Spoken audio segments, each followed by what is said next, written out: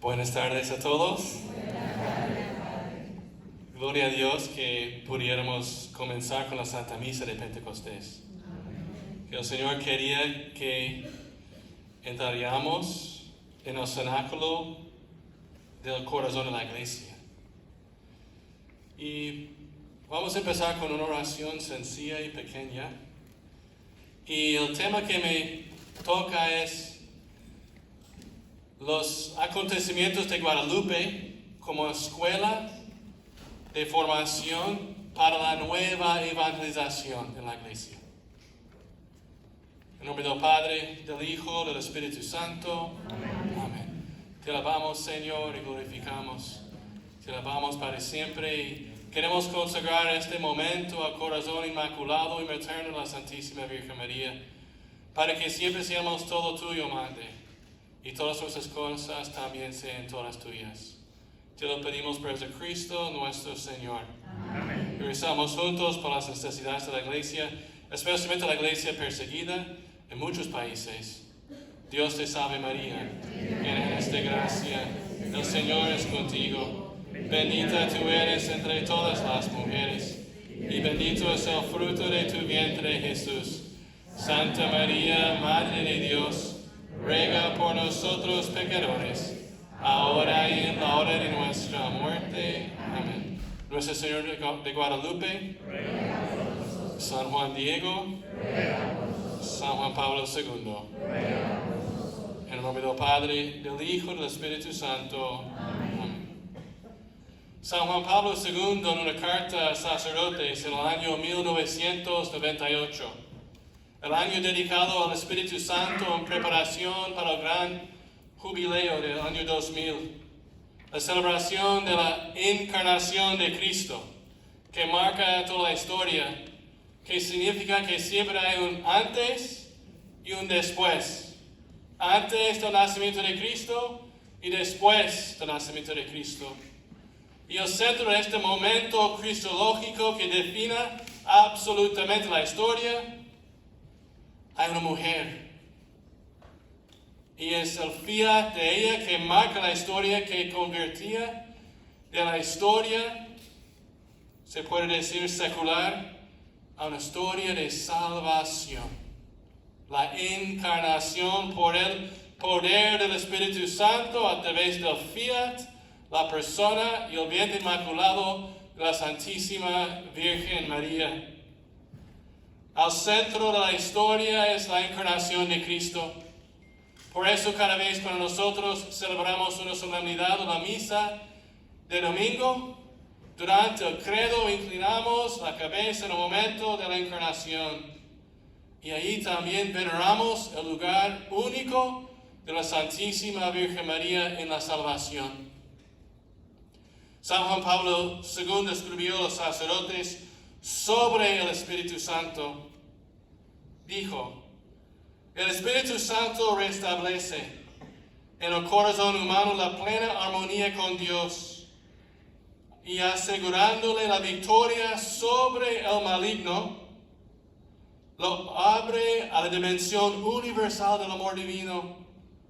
De este modo hace pasar al hombre del amor de sí mismo al amor de la Santísima Trinidad, introduciéndole en la experiencia de la libertad interior y de la paz, encaminándole a vivir toda su existencia como un don. Con el sacro septenario, los 7 dones, el Espíritu guía de este modo el bautizado hacia la plena configuración con Cristo y la total sintonía con las perspectivas del reino de Dios. Amén, aleluya. El Espíritu Santo es lo que nos guía para entrar en el reino de Dios. ¿Qué es Dios? Significa que Dios es mi Señor, es mi todo. Y hoy que en la providencia del Señor que estamos reunidos, el domingo de Pentecostés, en el momento cuando todos nosotros reconocemos que de verdad tenemos necesidad de nuevo Pentecostés. Queremos entrar en el misterio original de Pentecostés, Como San Juan Pablo II enseñó en su Teología del Cuerpo, hay que regresar al principio, Bereshit, en hebreo. Y el principio de la iglesia se marca definitivamente en Hechos de los Apóstoles. Nuestra madre fundadora, Madre de la Galindo, siempre nos enseña que la iglesia de hoy tiene que redescubrirse como la iglesia de Hechos de los Apóstoles. Y la más que nosotros entendemos de la historia original de la iglesia, podemos tener confianza en nuestra historia hoy. Y hay que también reconocer que este continente, el continente de América, ha recibido un don singular de un Pentecostés mariano en el corazón del continente, sobre la sierra de Tepeyac, el año 1531. Entonces queremos contemplar este Pentecostés original en Jerusalén y el primer Pentecostés en Tepeyac, en las Américas. Y contemplando los dos momentos, queremos que nosotros seamos revestidos en la lógica, la ciencia y la confianza del nuevo Pentecostés que los santos padres han pedido para nuestra época histórica. Hay que regresar a Pentecostés. Pentecostés empieza en Hechos capítulo 2, versículos 1 a 4, la primera lectura de hoy. Y queremos entender qué está pasando en Hechos de los Apóstoles. Empieza explicando que Jesús estaba con los discípulos 40 días. Y sabemos que el número 40 es un número simbólico para la preparación perfecta en el sentido bíblico. Entonces, antes de recibir la Torá, Moisés subió al monte Sinaí y se quedó con Dios. ¿Cuántos días? 40 días y 40 noches. Y la segunda vez también. Después, cuando el profeta Elías quería regresar a monte Sinaí para recibir la fuerza de Dios, para predicar la palabra al pueblo de Dios, en el primer libro de Reyes, capítulo 19, el profeta Elías caminó 40 días y 40 noches. Salomón preparó la consagración del templo con 40 días de oración. Y antes de empezar su ministerio público, Jesús estuvo en el desierto para 40 días. Entonces 40 significa el tiempo de perfección perfecta. El Señor estaba preparando la iglesia para recibir la promesa del Padre, que es el Espíritu Santo. Y antes de Pentecostés, que significa en griego 50 días, Él hizo unas cosas importantes para que la iglesia pudiera recibir en plenitud el don del Espíritu Santo. Y queremos reconocer los 4 pilares de esta preparación de Cristo para la iglesia pudiera recibir el Espíritu Santo. En Hechos capítulo 1, versículo 4, dice que el Señor estaba reuniendo con los apóstoles. Pero la palabra para reunir, que es en la mayoría de las traducciones, en griego es sunalizomenos. Sunalizomenos es donde viene la palabra sal. Sunalizomenos. En el mundo antiguo, los soldados romanos no recibieron dinero cada mes. Ellos, los legionarios del Imperio Romano, recibieron un salarium, donde viene la palabra salario. Y la palabra salario viene de la palabra sal. Entonces ellos recibieron su salario en sal. ¿Y por qué? Porque sal tenía más valor que oro. Porque si tienes sal, tú puedes preservar, gracias, el don de lenguas ahora. ¿Sí? Compartiendo los dones. Entonces, se puede preservar la comida. Y si se puede preservar la comida, se puede preservar la vida. Y la vida tiene más valor que el oro. Entonces, los soldados romanos, llegando a cualquier ciudad, pudieron comprar lo que querían con sal. Y también en las culturas tradicionales bíblicas, cuando dos familias o dos tribus o dos naciones querían entrar en un pacto, un berit en hebreo, una alianza, el último gesto para sellar la alianza es cuando el padre de esta familia dijo al otro, es que mis amigos son tus amigos, tus enemigos son mis enemigos, mi tierra es tu tierra y mi sal es tu sal. ¿Y qué significa eso? Que toda mi capacidad para proteger mi familia, para preservar la vida confiada en mí, yo estoy entregando en tus manos. Un acto de mucha confianza. Y después, el otro padre de la familia dijo, y mis amigos son tus amigos, y tus enemigos son mis enemigos, y mi tierra es tu tierra, y mi sal es tu sal. Un intercambio de sal. Entonces, en el libro de Crónicas, el pacto o alianza mesiánica se llamaba la alianza de sal. La alianza de sal, que significaba la alianza que iba a durar para siempre, para dar la vida eterna. Entonces Jesús está con sus discípulos 40 días, reuniendo con ellos y compartiendo sal con ellos. ¿Qué significaba qué? Estaba celebrando la nueva alianza. ¿Y qué es la nueva alianza? ¿Qué dice el sacerdote sobre el cáliz? Este es el cáliz de mi sangre, sangre de la nueva y eterna alianza. En este momento estamos intercambiando sal. Jesús estaba celebrando, cimentando la iglesia sobre la Eucaristía.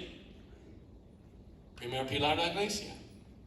Segundo, después de la ascensión de Cristo, y en Hechos y en Lucas usa dos verbos diferentes. Y el primer verbo es más para cuando un rey toma su trono, cuando concluye el libro, el Evangelio de Lucas. La ascensión es como Cristo tomando su trono como sumo sacerdote o rey. Pero en Hechos de los Apóstoles, el verbo griego es diferente. Y el verbo significa más que una persona que está elevada a un lugar, como el profeta Elías. Y el profeta Elías fue llevado en un carro de fuego. El Señor va a mandar al Espíritu Santo con lenguas de... Entonces, las dos ascensiones, la conclusión de Lucas, el principio de Hechos, tienen dos descripciones diferentes. La entronización de Cristo como rey y sumo sacerdote, y Cristo como el profeta de Dios Todopoderoso, que iba a mandar fuego sobre la tierra. Como él dijo, él quería un bautismo de fuego, no solamente en la cruz, pero sobre la faz de la tierra. Entonces, abajo la ascensión de Cristo, tenemos dos otros pilares. Los apóstoles regresan del monte de la ascensión al cenáculo. ¿Y quién está esperando por ellos? La Virgen María. Tenemos 11 nombres de los apóstoles, porque falta Judas en este momento. Y después, la única mujer nombrada por nombre en este capítulo es María, la madre de Jesús. Dice, estuvieron algunas mujeres con María, la madre de Jesús, y sus hermanos, que en griego significa sus primos, porque en hebreo no hay palabra para primos. Tus primos son tus hermanos. Entonces las mujeres de la iglesia, María, la madre de Jesús, y sus primos. Mira cómo funciona la retórica semítica, porque el punto central en la poesía semítica, hebrea, es que el punto siempre está en el centro, como un monte. Entonces estás subiendo un monte, llegas a la cima del monte y bajas del monte. Entonces, las mujeres, María, la madre de Jesús, y sus primos, sin nombres, en el centro es la única persona, la mujer con su nombre, María, madre de Jesús. El otro lugar en la Biblia donde tenemos esta descripción es la madre de Salomón, que era el rey de Israel. Es una manera de describir la Virgen María como madre de Jesús y reina en el reino de Dios. Entonces, el tercer pilar, preparando para Pentecostés, es que la Virgen María está en el cenáculo esperando a los apóstoles para que ella, por su cooperación materna, puede compartir con ellos la misma obra que Dios ha hecho en ella con el momento de la encarnación. Es formar Cristo, no en su seno virginal, sino en el seno de la iglesia, para que la cabeza que fue formado en su vientre puede formarse en el cuerpo místico de la iglesia. Pentecostés es la formación del cuerpo místico de Cristo a través de la comunión de la maternidad de la Virgen con el poder del Espíritu Santo. El único fruto bendito de esta unión es Jesús. Entonces, la Eucaristía, Cristo entronizado, la Virgen María. Después tenemos un momento cuando el Señor, antes de mandar al Espíritu Santo, toca el corazón de Pedro. Y Pedro se levanta y dice que tenemos que llenar el lugar que Judas ocupó. Entonces, Pedro, en comunión con los 12, en la presencia de los 120, que es 12 por 10, la plenitud de la iglesia nativa, estaban rezando al Espíritu Santo para indicar quién iba a ocupar el lugar de Judas. Y sale Matías. Matías será el otro apóstol. ¿Qué significa? Que Simón Pedro es cabeza visible de la iglesia histórica. Tenemos entonces la jerarquía, la estructura apostólica petrina de la iglesia. Entonces, muy sencillamente, moviendo los primeros versículos del Hechos de los Apóstoles, sabemos que la iglesia es eucarística, es mariana y es apostólica petrina. Y preparándose con una apertura, una oración en el mismo lugar para recibir el Espíritu Santo. La descripción del Espíritu Santo es muy interesante y muy poderosa en Hechos de los Apóstoles. Y dice, recuerden lo que hemos hecho en la homilía sobre los 50 días y la historia de Pentecostés con la Torre de Babel y Monte Sinaí. Pero dice, hubo de repente desde el cielo un ruido como el de una ráfaga de viento impetuoso. El otro lugar donde escuchamos de un ráfaga de viento impetuoso es en Éxodo capítulo 14, versículo 21. Entonces, el ejército de Faraón está atrás y está el Mar Rojo enfrente. ¿Y qué dice Moisés? Empieza a rezar a Dios y toma el primer paso y llega un ráfaga de viento impetuoso. Entonces es un viento que está abriendo el Mar Rojo para que el pueblo de Dios pueda caminar con libertad entre todos los peligros. Es una profecía de Pentecostés. Que el don del Espíritu Santo también va a abrir nuevos caminos. Va a ser una protección para la iglesia para caminar entre Faraón y todas las tinieblas y oscuridades con la libertad gloriosa de los hijos de Dios. ¿Y qué hicieron los israelitas en el camino del Éxodo? Capítulo 15 de Éxodo, estaban alabando a Dios, alabando lo que el Señor ha hecho. El viento entonces significa un nuevo éxodo. También dice, entonces aparecieron lenguas como de fuego que estaban sentados en cada uno de ellos. Es una descripción muy interesante, casi difícil de entender. ¿Cómo puede ser una lengua de fuego? Pero bíblicamente tiene su sentido. Porque lengua significa hablar. Entonces es una voz. Es una voz de fuego. Como en la Torre de Babel, las naciones fueron separados por sus lenguas. Entonces lenguas de fuego se sintieron sobre los apóstoles. En el libro del profeta Isaías hay una descripción de algunas criaturas que estaban más cerca al trono de Dios. Y en hebreo se llaman serafín. Serafín. Y seraf en hebreo significa quemar. Significa fuego.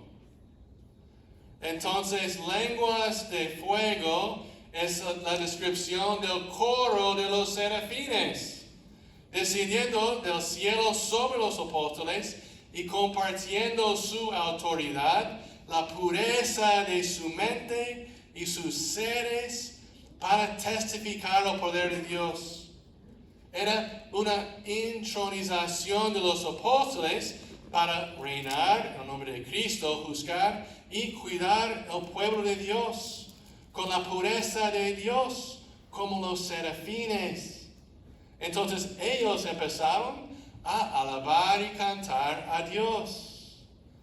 Entonces la alabanza, cantando al Señor, es entrar en el reino del cielo. Y Pentecostés es el momento cuando la fuerza del cielo, los serafines, entraron en la historia de los apóstoles. Después dice que llenos del Espíritu Santo comenzaron a hablar en lenguas diferentes. En este momento significa lenguas verdaderas, porque los 13 regiones del Imperio Romano que fueron nombrados en Hechos capítulo 2, entienden lo que los apóstoles anuncian. Los apóstoles tenían el don de comunicar la fe en las lenguas de su momento histórico. Entonces, en Hechos de los Apóstoles, contemplamos una iglesia eucarística, una iglesia mariana, una iglesia apostólica petrina, abierta a los dones del Espíritu Santo y la vida nueva en el Espíritu Santo. ¿Y qué hace el Señor? Que en cada momento difícil en la historia, Él siempre nos invita a un nuevo Pentecostés. Tal vez algunos de ustedes han oído o conocen que el primer viaje de San Juan Pablo II, internacional, su primera visita apostólica, el 29 de enero de 1979, era en México. San Juan Pablo II se fue de Roma a México para la inauguración de la tercera conferencia general de CELAM en Puebla, México, reuniendo con todos los obispos de Latinoamérica, en un momento muy duro en la historia, en que la Iglesia Católica todavía no tenía relaciones diplomáticas con el Estado de México.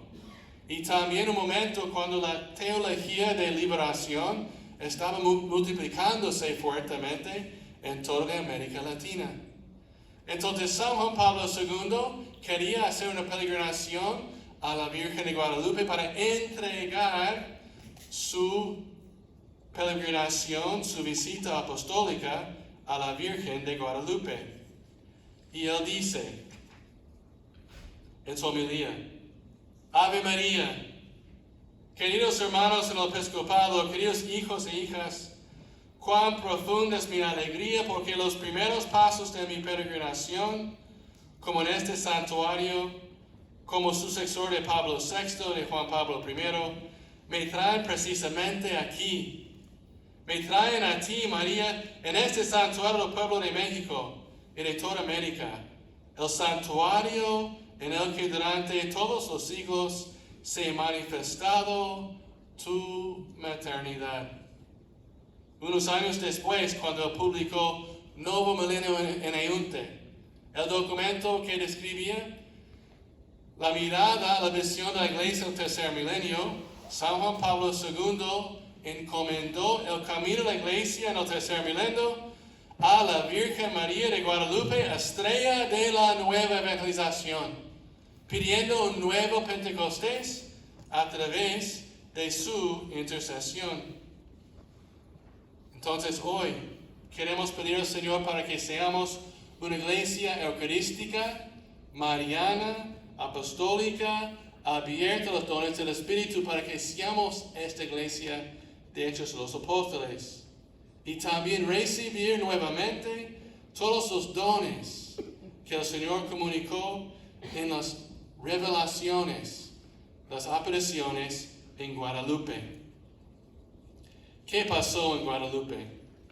Yo creo que la mayoría de ustedes conocen muy bien quién es San Juan Diego y también las 5 apariciones, lo que comunicó la Virgen María.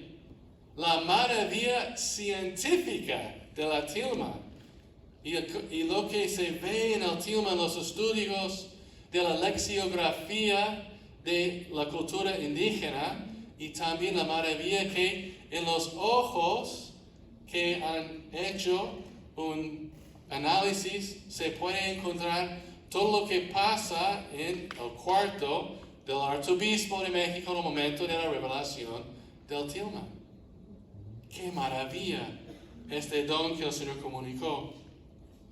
Pero queremos también entender las circunstancias y la respuesta al don del pueblo de Dios a la Virgen de Guadalupe. Entonces, en el año 1517, Francisco Hernández de Córdoba llegó a México de España y fue asesinado en la costa de México. En el año 1519, Hernán Cortés llegó a México y conquistó la ciudad capital de los aztecas, venciendo al emperador Montezuma. Fue un evento apocalíptico para la cultura indígena en México.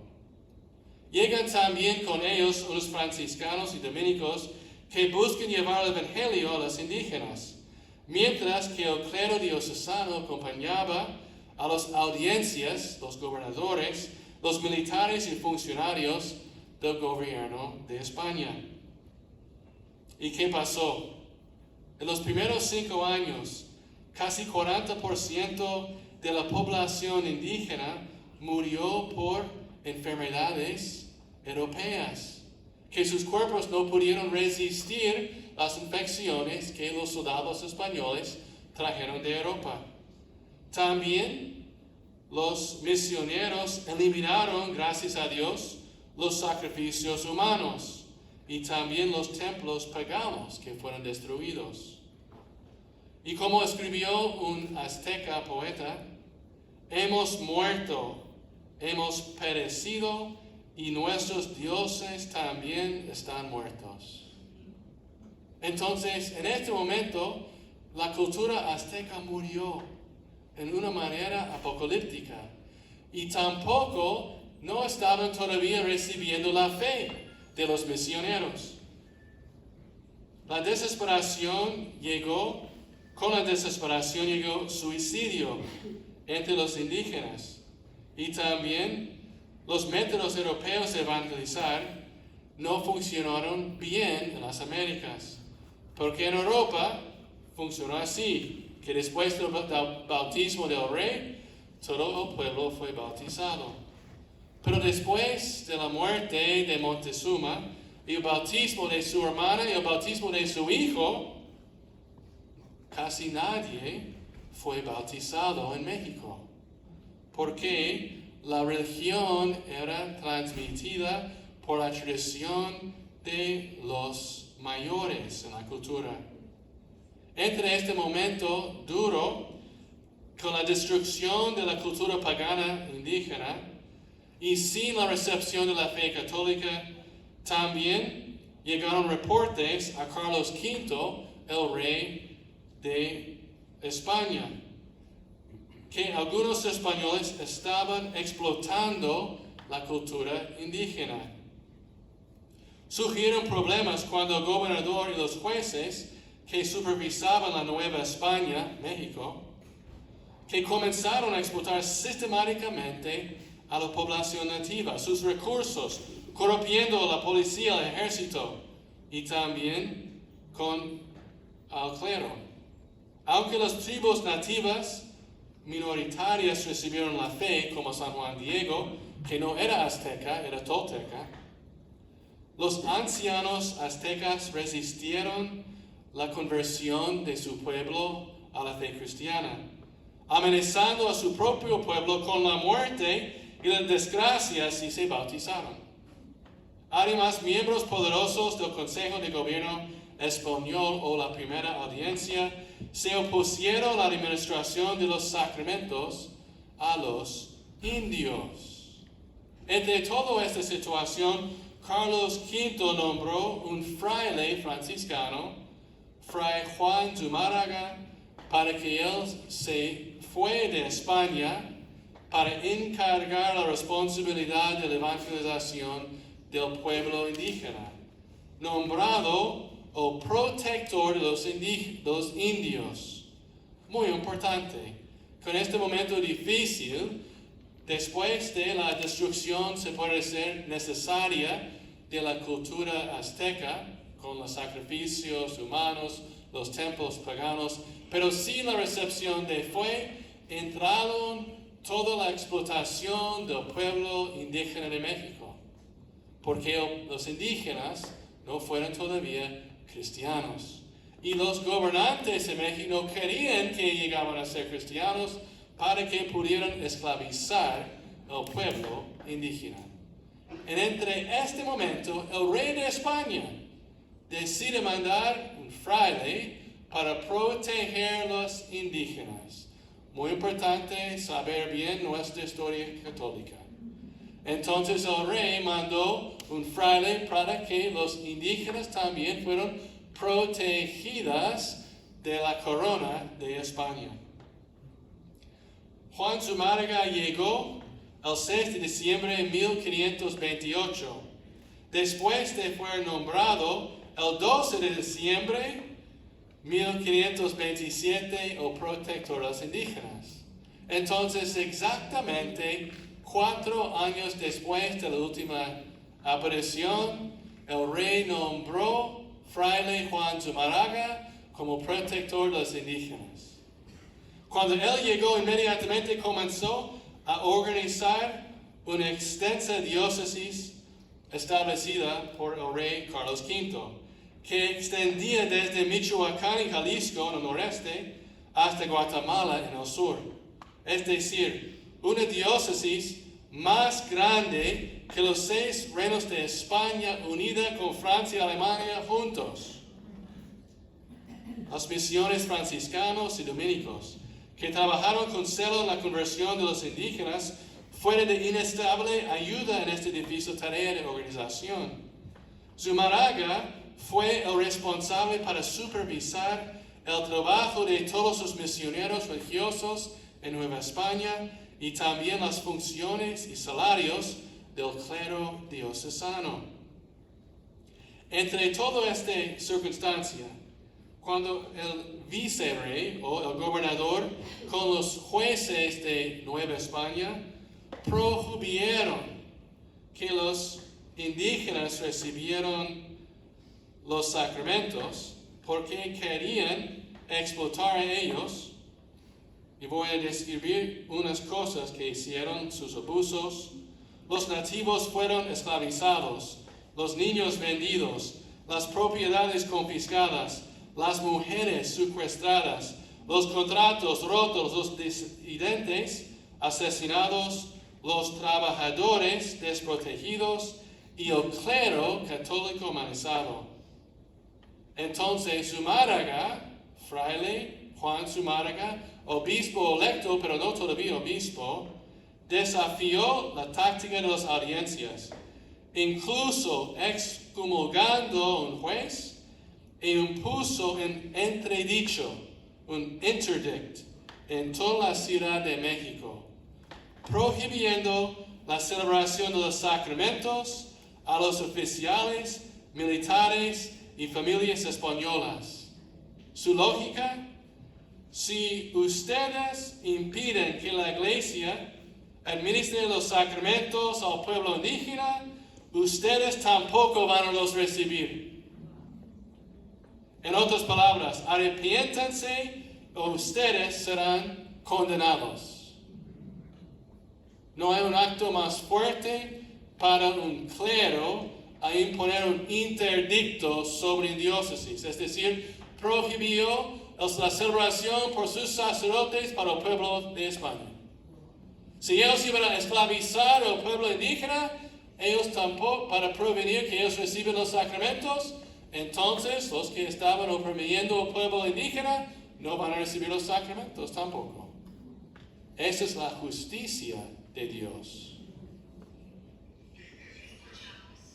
Ante la oposición de la audiencia, por un lado, y los ancianos aztecas, por el otro, Zumárraga escribió una carta al rey Carlos V en el año 1530. Escribió, y escuchan las palabras que escribió Zumárraga.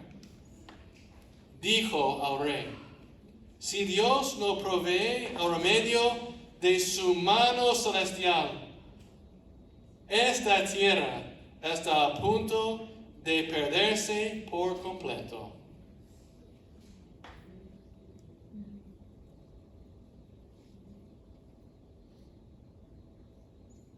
Entre la prohibición de los ancianos aztecas y la opresión de los gobernadores españoles, era casi imposible comunicar la fe al pueblo indígena en Nueva España. En esta circunstancia, en el 1531, el 9 de diciembre, la Virgen María apareció a un indígena tolteca, Juan Diego, recién bautizado. Y tenemos que pensar, cuando él llegó a la casa del arzobispo y dijo que la Virgen María quería que él construyera una iglesia para ella, para comunicar la fe al pueblo indígena, que también el arzobispo estaba rezando por la intervención del cielo. Finalmente, el 12 de diciembre, ¿por qué recibió fraile Juan Zumárraga a San Juan Diego? Y también cuando él miró para que sea la primera persona a ver el milagro del tilma, y él de rodillas pidió perdón de la Virgen y de Dios. Porque este fraile, protector de los indios, también estaban rezando por una intervención de Dios, para que Dios pueda comunicar la fe en esta circunstancia imposible. Y él estaba contemplando la comunicación perfecta del Evangelio en el tilma de San Juan Diego. Ahora bien, Juan Zumárraga regresó a España porque el rey lo llamó para hacer una investigación por acusaciones falsas de la primera audiencia de los españoles en México. Cuando Zumárraga llegó en España, defendió su caso y después Carlos V decidió pedir su consagración episcopal, que era el sello de la Iglesia y la corona sobre la administración episcopal de Fraile Juan Zumárraga. Entonces imagínense, cuando Fraile Zumárraga regresó en el año 1533, 2 años después de las apariciones, él regresó a Nueva España como obispo de esta diócesis más grande de Europa Occidental. Esta fue la respuesta de la Iglesia y la corona a la corrupción en la Nueva España, a sellar la autoridad para este sacerdote y fraile para proteger los derechos de los indígenas y comunicar los sacramentos a ellos. Vemos en la imagen del tilma que la Virgen María es una mestiza, es decir, Nuestra Señora entró en un mundo de 2 culturas diametralmente opuestas entre sí y al Evangelio. La imagen milagrosa de la tilma habló tanto a los españoles como a los nativos. Ella mestiza mezcla entre español e indio, con una mano más oscura que la otra. En ella es la comunión perfecta de las 2 culturas, la madre de ambas y rostro del futuro de la Iglesia de América. Ella elige un campesino para que sea su mensajero ante el obispo. Alguien de la clase social más baja la representa ante el más alto en el orden eclesiástico, el obispo, quien recibe a la tilma en su propia casa. Él con sus propias manos recibió la tilma de San Juan Diego y puso en su capilla personal.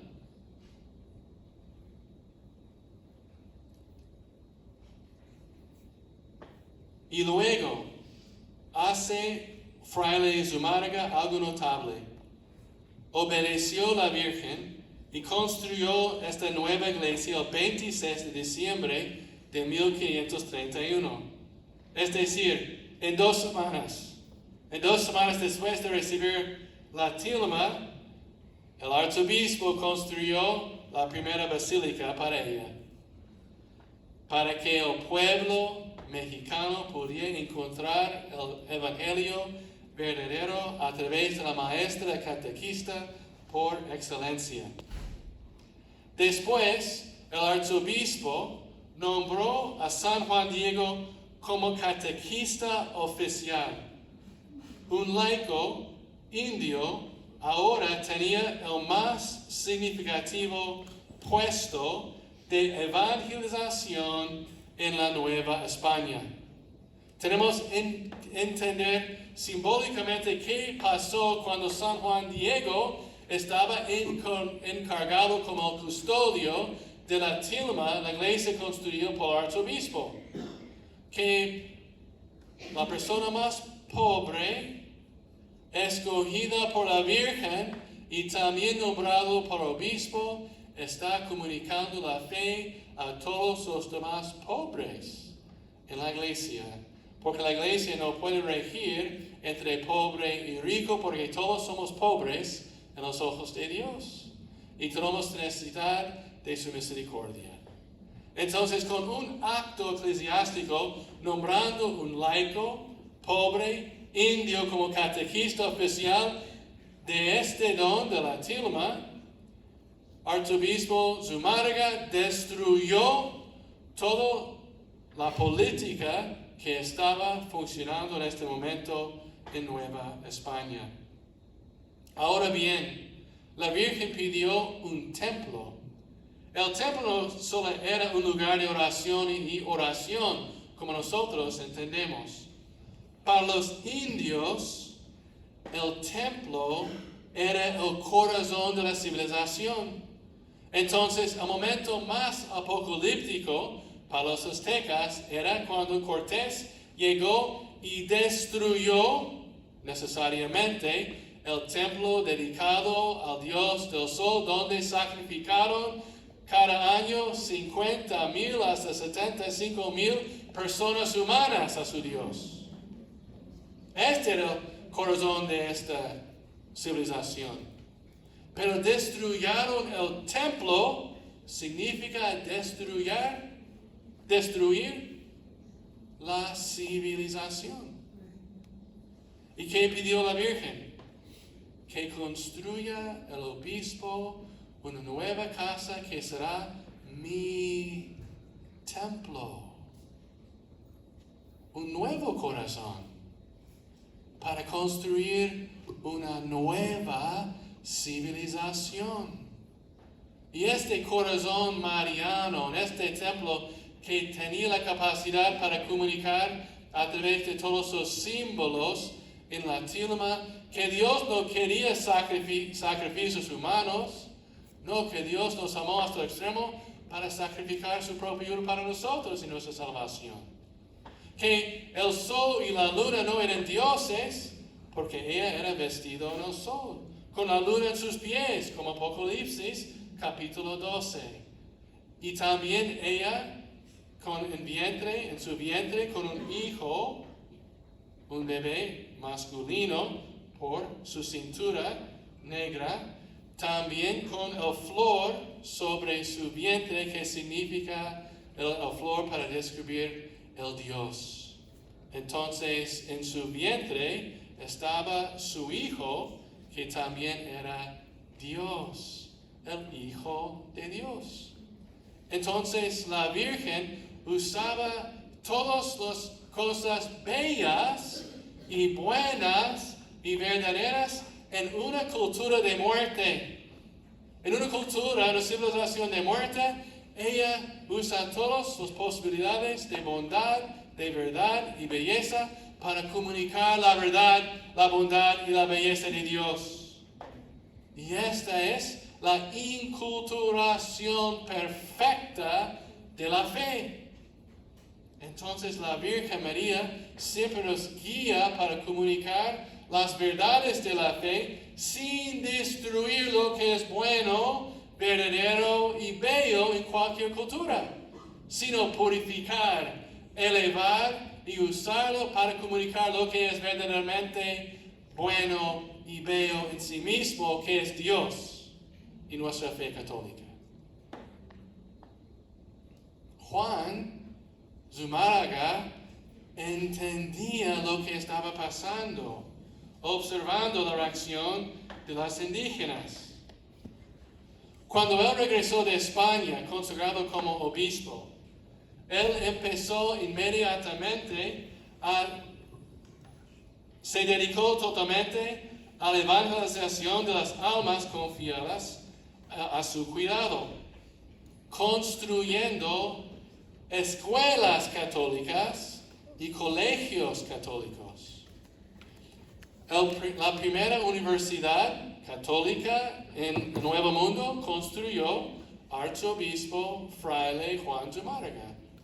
Las primeras escuelas católicas para muchachos y muchachas. Él decidió que también las mujeres iban a recibir la educación y formación católica. Escuelas católicas dirigidas por religiosos y religiosas para formar a los jóvenes en el Evangelio. También fundó el primer seminario en el Nuevo Mundo, el Seminario de la Santa Cruz en la Ciudad de México, en 1536. Él estaba construyendo todos los medios para formar el pueblo para lo que han recibido de la Santísima Virgen María. También encontraron un dilema, que en 5 años fueron bautizados 5 millones de indios.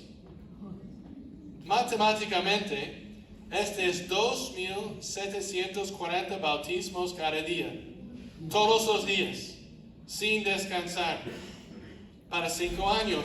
En 5 más años serán bautizados 10 millones de indios en México. ¿Y qué fue el problema de Arzobispo Zumárraga? ¿Cómo bautizar tantas personas? ¡Qué bendición! Entonces, él simplificó el rito del bautismo para usar el agua, y en este momento pusieron sal también en la boca del niño, sal exorcizada antes de bautizar al niño. Pero porque faltaban óleo materialmente y faltaban tiempo, no mandó que usaban óleo sagrado después del bautismo, que no es un sacramento, es un sacramental, crisma, para indicar que el niño va a recibir el bautismo, el adulto va a recibir después del bautismo la confirmación, pero no es la confirmación. Después fue un conflicto entre algunos clérigos, sacerdotes y los misioneros, que estos bautismos no fueran válidos. ¿Y qué hizo el arzobispo Juan Zumárraga? Escribió a Papa Pablo III en Roma en el 1 de junio de 1537. Estamos todavía en los primeros años de las apariciones.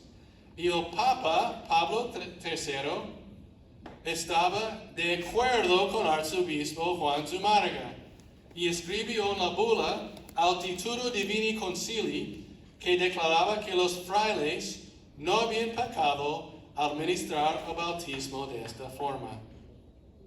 Mira la comunión entre la iglesia local en Nueva España y su consultación con la iglesia en Roma, que entre tantas dificultades y sin medios muy buenos de comunicación, no actuó independientemente de la Santa Sede. Un arzobispo con mucha responsabilidad comunicaba bien con la Santa Sede, explicó su caso muy bien y la Santa Sede aprobó sus actos para el bien de las almas, que siempre es la lógica del corazón pastoral de la Iglesia. El segundo caso difícil que él tuvo que resolver es la solución de matrimonios irregulares. Las religiones nativas habían permitido la poligonía, es decir, un hombre con varias mujeres, y la toma de concubinas. Y entonces, cuando los nativos se convierten, surgió la cuestión de cuáles eran esposas legítimas y cuáles concubinas, y si alguno de los matrimonios había sido válido en absoluto. ¿Y qué hizo arzobispo Juan Zumárraga? Otro encuentro con la Santa Sede, porque es una nueva situación en la iglesia. No tuvieron estas experiencias en Europa, están en el nuevo mundo. Entonces, después de explicar la situación, Monseñor Zumárraga participó en todas esas discusiones con el Santo Padre hasta que el caso fue elevado a la Santa Sede. Y el Papa Pablo III decretó en altitudo que los indios convertidos mantuvieran por esposa la primera mujer casada. Resuelta, sencillamente, pastoralmente, sin discusión. La primera es tu esposa. Bien. Entonces, tal vez la segunda estaba un poco enojada con el arzobispo. No sé. Pero ¿qué estamos contemplando? Una nueva situación, con situaciones complicadísimas, pero con una prudencia pastoral, una serenidad clarísima, sin moverse. Yo voy a hacer exactamente lo que la iglesia quiere para este pueblo. Voy a consultar bien con los mentes mejores de la iglesia para que mis discernimientos no son míos, son el discernimiento de la iglesia, mi Santa Madre. Entonces, en un momento duro para comunicarse entre Nueva España y la Santa Sede por barcos y meses, este obispo comunicaba muy bien. Presentó sus casos canónicamente, pastoralmente, teológicamente. El tercer caso pastoral que tuvo que enfrentar miles y miles de bautismos todos los días, en todas las partes, matrimonios con validaciones, miles y miles en todas partes. Zumárraga ayudó a traer, era la situación que se llama las relaciones mutuas entre los religiosos y los sacerdotes diocesanos. Una tercera dificultad se refería a la posición del clero diocesano y sus privilegios. Adrián VI, Papa, el 9 de mayo de 1522, emitió la bula Exponi Nobis Fecisti a Carlos V, el rey de España, que tenía responsabilidad del Nuevo Mundo, en el que transfirió su propia autoridad apostólica como Papa en todos los asuntos a los franciscanos y otros órdenes mendicantes, los dominicos. Cuando lo juzgaron necesario para la conversión de los indios, excepto la consecración episcopal. Y el Papa Pablo III, con arzobispo Zumárraga, confirmó la bula el 15 de enero de 1535 que los obispos tuvieron y mantienen su autoridad, pero también los religiosos. Entonces, ¿qué era la reconciliación? Que tenemos un mundo sin Dios. Entonces, el Papa delegó su autoridad para comunicar todos los sacramentos sin permiso al arzobispo diocesano por necesidad a los indios. Entonces, los religiosos tenían la autoridad para bautizar, confirmar y también casar por la iglesia y en la iglesia en un lugar donde encontraron los indios. Por eso, hermanos y hermanas, estamos contemplando una comunión entre el corazón de la Virgen y el corazón apostólico petrino, es decir, el principio mariano con el principio petrino apostólico, que ella estaba comunicando la fe a este pueblo y los frailes y sacerdotes bajo la dirección de este arzobispo tenían la capacidad de recibir el deseo del pueblo para recibir los sacramentos. No fue solamente un encuentro milagroso. Después del encuentro con la Virgen, el Evangelio a través de la tilma, alguien tuvo que bautizar a los indios. Alguien tiene que hacer la validación de sus matrimonios. Alguien tiene que formarlos en los sacramentos, en la fe. Y este fue este ejército listo, formado, canónicamente libre para comunicar la fe y los sacramentos a un pueblo nuevo.